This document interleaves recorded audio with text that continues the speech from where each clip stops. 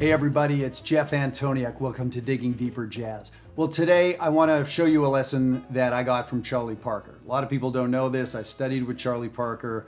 Everybody studied with Charlie Parker, right? No, I did not sit in the same room with Charlie Parker and take lessons. There was this time-space continuum thing that did not allow for that to happen.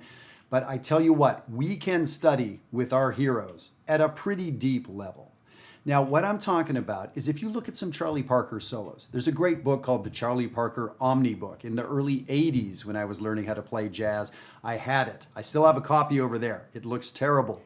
It looks like an old religious relic.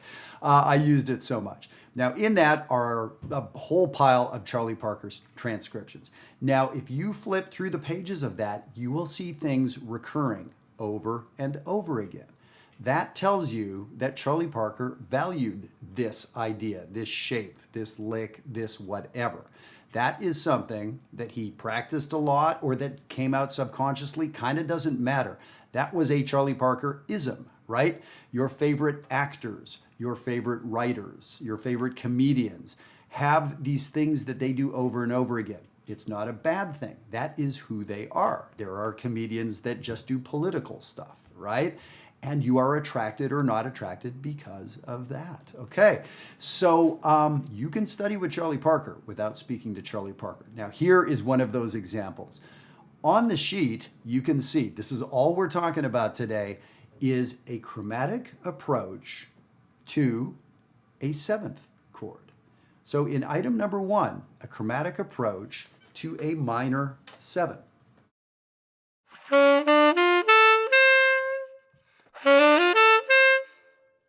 Now that is a really classic bebop sound. If Charlie Parker played it, everybody else did, right? So this idea of, first of all, a very flashy, aggressive fanfare sort of arpeggio up. So we hear that a lot, and then very often a scale coming down. But we're not going to get into that today.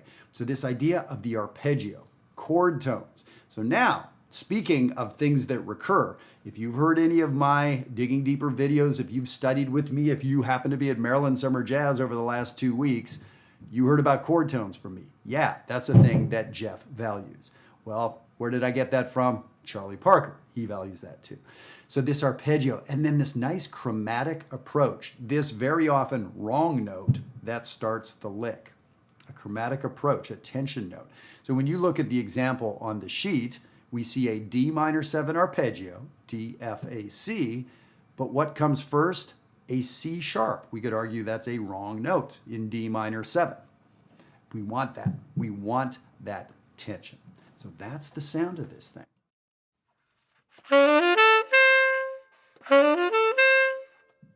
Okay, and now what I did for the rest of the line 1, I did a chromatic approach to different places on the arpeggio. So the first one is a chromatic approach to the root.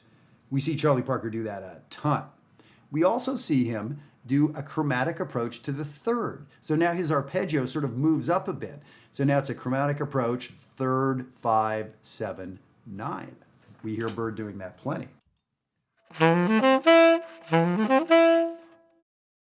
In the next measure, we see a chromatic approach to the fifth.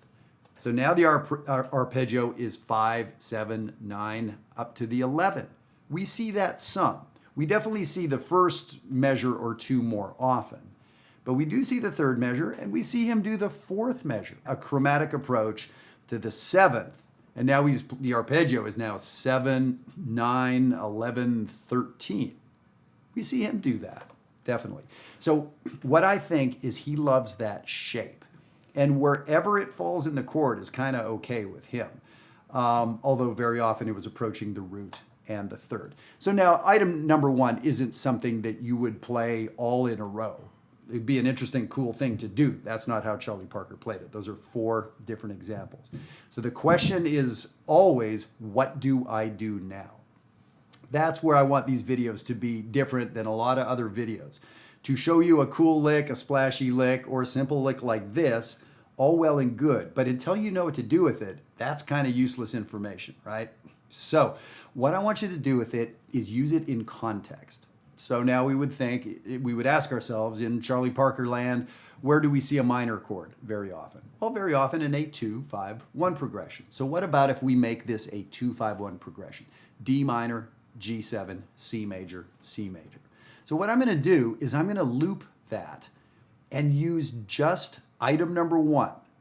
Like already, this first line, item number 1 and those 4 different versions, that's 8 or 10 months of work, if you want to be honest with yourself, to get that down at good tempos, playing the instrument well, whatever your instrument is. This isn't just saxophone stuff. To get that down, playing it well, 12 keys, if that's your goal, this could be a lot of work. So frankly, if all you do with this video is play item 1, measure 1, that would be huge. I'm going to go as far as to say is don't play the other stuff. For almost all of us, item 1, measure 1, that's the assignment. So let me do this. I'm going to loop a 2-5-1-1 progression. And what am I going to do? In the first measure, I'm going to play what Bird played. And then I'll improvise over the next 3 measures. I'm going to loop it back, play what Bird played, and then I'm going to play other stuff. Play what Bird played, and do that 8 or 10,000 times. And you'll get it under your fingers and into your ears. I'm not going to play it 8 or 10,000 times right now. The video is not going to be that long.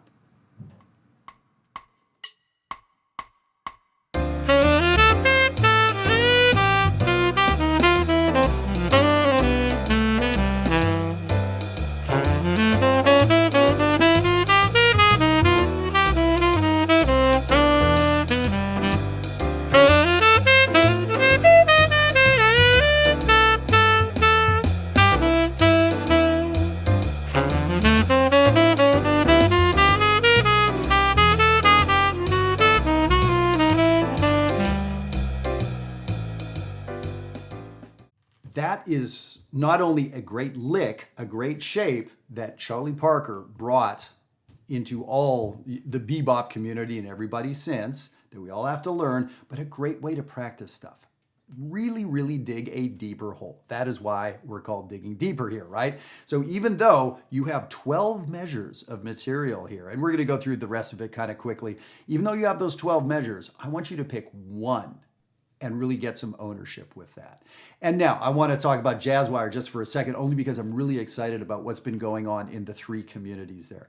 If you're not familiar with Jazzwire, I really want you to check it out. If you're going to the effort of checking out jazz videos like this, if you've sat through this thing this long, you are a serious student and you want to understand this better.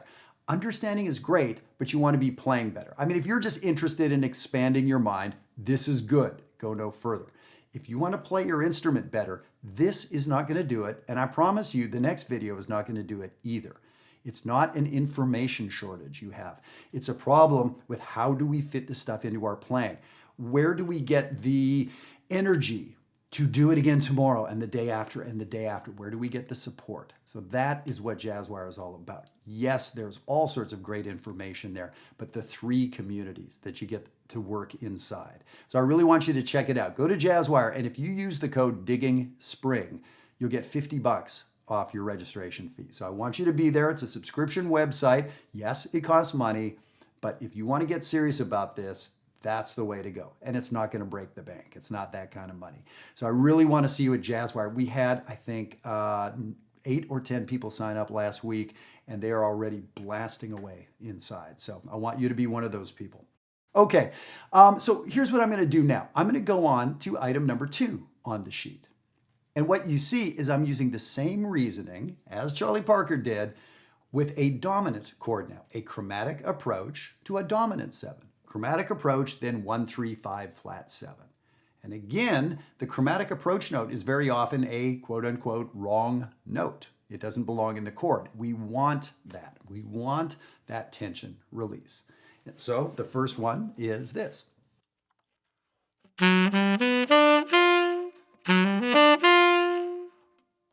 Measure 2 now approaches the third, 3-5-7-9. We see Charlie Parker doing this.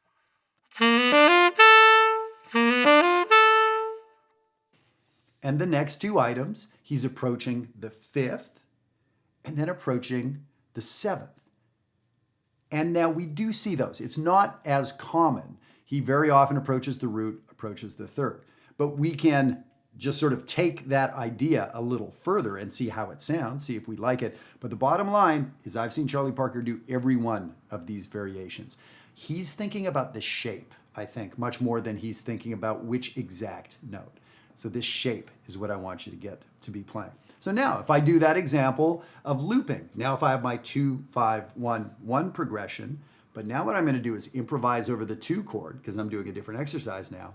And now I'm going to do the first measure of item 2. I'm just going to do the chromatic approach to the root and improvise first measure, play that lick exactly there on the 5 chord in the second measure, and then improvise. So I'm now focusing on the 5 chord.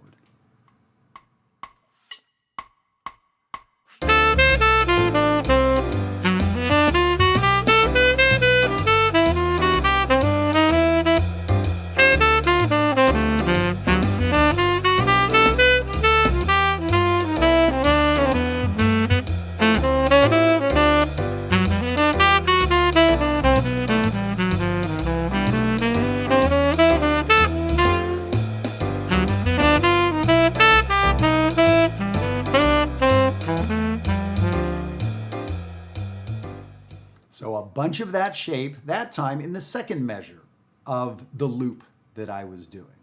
It should sound very familiar to you. And this may be sort of, kicking around in the back of your mind, conscious, subconscious, whatever it is. This shouldn't sound like a weird lick, but my question is this something you have under your fingers? If so, do you have it under your fingers in one key over one chord, or is it a little bit more? This is such a ubiquitous part of bebop that I would argue you need to be pretty fluid with this shape. If that's, a style you want to get to, if you're pushing yourself to get to that level, this is something you need to be working on. And of course, in Jazzwire, we dig in further, like when do we use it? How do we use it? And then I give assignments and people do this. They post. That's one of the big things about Jazzwire, another tangent, is that every week we have about 500, sometimes 600 posts in Jazzwire where people will put up little recordings of themselves playing. Hey, here's 20 seconds of me playing. Did I get this right?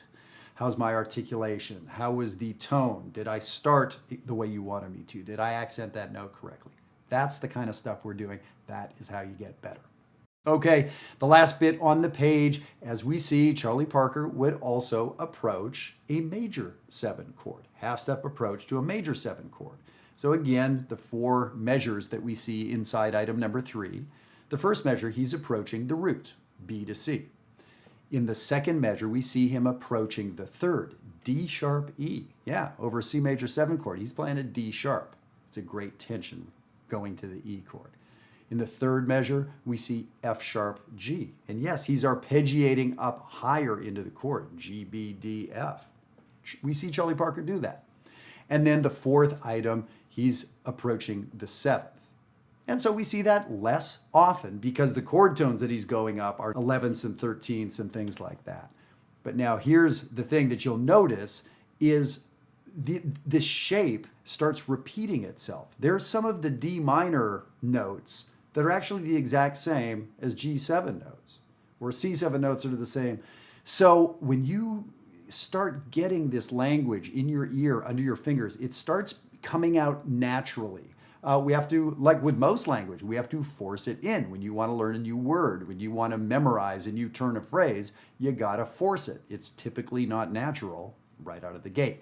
That is the practice I'm suggesting we do here. So I think you get the idea with what to do with this shape. And take a bebop transcription, anybody in that era, post-bop included, and look at it, listen to it, and see if this isn't something you hear a ton. The answer, I'm pretty confident, is hell yeah, you're going to see this a ton. So get this going. And as I said, for almost every person out there, measure 1, item 1 is where to start. Or if you prefer, item 1 of number 3, let's say, measure 1. But that's where to go and get it into your playing. Remember, the very first thing I did is created a little loop and started forcing it into my playing. This is really, really good stuff. And I'll be eager to hear from you in the comments of, was this news to you? Is this something you, now that I said it's like, well, of course I've seen this a million times. Of course I've played it, but you hadn't identified it as something to work on yourself. I think for a lot of us, that's going to be the answer, but I'm interested to hear what you have to say. And of course, dying to work with you at Jazzwire. So visit jazzwire.net and use that code, Digging Spring, save a little money, and I'll work with you inside there. Thank you so much for your time, and we'll see you next time. Take care.